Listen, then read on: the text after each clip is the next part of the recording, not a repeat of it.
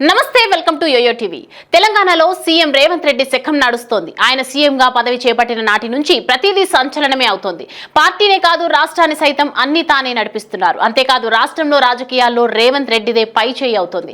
ప్రజలు సైతం రేవంత్ కే జై కొడుతున్నారు. ప్రజల నుంచి రేవంత్ సర్కార్ కు ఎలాంటి వ్యతిరేకత రావడం లేదు. కానీ ప్రతిపక్షాలు మాత్రం ప్రజల పేరు ప్రభుత్వంపై కయ్యానికి కాలు దూవుతున్నాయి. దీంతో రేవంత్ రెడ్డి ఫోకస్ ప్రస్తుతం ప్రతిపక్ష నాయకులపై పడింది. కొద్ది రోజుల కిందటే కాళేశ్వరం నిర్మాణంలో అవినీతి జరిగిందని, అందులో ప్రధాన నిందితులు ఎవరో ఆధారాలతో సహా బయట పెడతామని సీఎం రేవంత్ రెడ్డి చెప్పారు. కాళేశ్వరం ప్రాజెక్టులో భాగమైన మేడిగడ్డ, అన్నారం, సుందిళ్ల బ్యారేజీల నిర్మాణం అంశాలపై ఘోష్ కమిషన్ విచారణ ఈ నెల 20 నుంచి తిరిగి ప్రారంభం కానున్నట్లు తెలుస్తోంది. వాస్తవానికి ఈ నెల 12 నుంచే విచారణ ప్రారంభం కావాల్సి ఉండగా కమిషన్ గడువు పొడిగిస్తూ ప్రభుత్వం నుంచి జీవో రాలేదు. ఇటీవల కమిషన్ గడువును మరో 2 నెలల పాటు పొడిగిస్తూ ప్రభుత్వం జీవో విడుదల చేసింది. డిసెంబర్ ఆఖరు వరకు కాళేశ్వరంపై నివేదిక ఇవ్వాలని ప్రభుత్వం జీవోలో పేర్కొంది.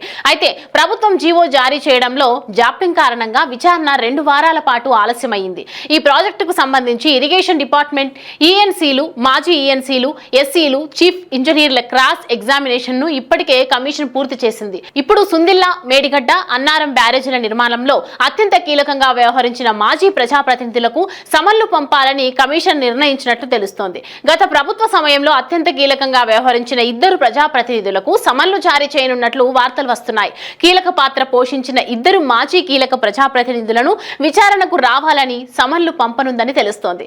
అనంతరం వీరిని విచారించడానికి కావలసిన సాక్ష్యాధారాలను కమిషన్ ఇప్పటికే సేకరించినట్లు తెలుస్తోంది.